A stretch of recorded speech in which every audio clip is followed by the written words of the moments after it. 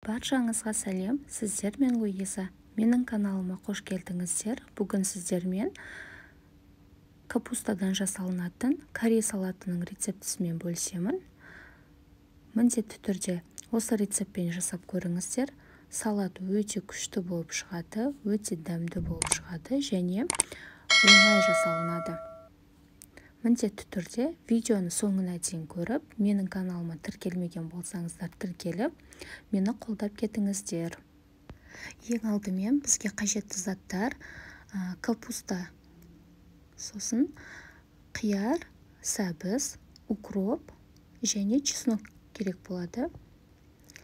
Ең бірінші капустамызды осындай ұсақтап турап аламыз. Немесе осы капустаға арналған арнайы теркаменен өткізіп алсаңыздар да болады. Капустамызды жақсылап турап алғаннан соң, қиярымызды да соломка етіп турап аламыз.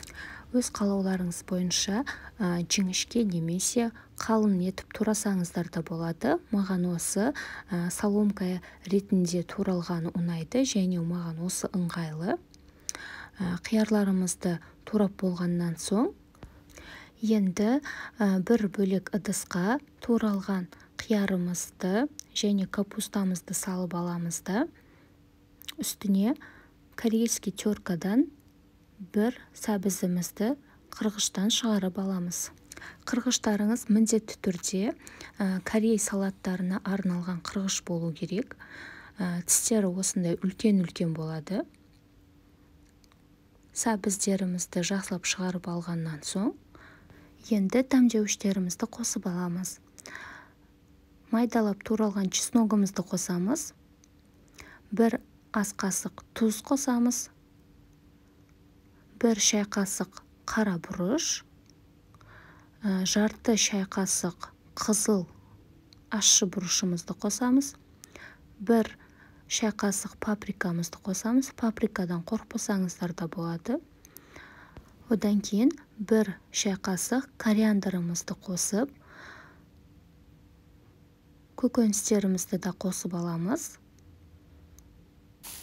Енді қатты қызып тұрған майымызды осы салатымыздың бетіне құйып аламыз.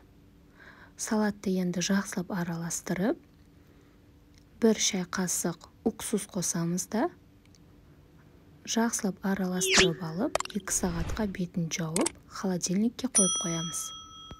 2 сағат холодильникте тұрғаннан соң салатымыз дайын болады. Алып жей беруге де болады. Осындай керемет, тура базардағыдай корей салаты болып шығады. Мен өзіме бұл салат қатты ұнайды. Сіздерге де кеңес беремін. Міндетті түрде дайындап көріңіздер. Және видео ұнаған болса, лайк басып, комментарий жазып қалдырсаңыздар болады. Және достарыңызбенен осы видеоны бөлісе отырыңыздар. Сіздермен болған Луиза, астарыңыз дәмді болсын, сау болыңыздар.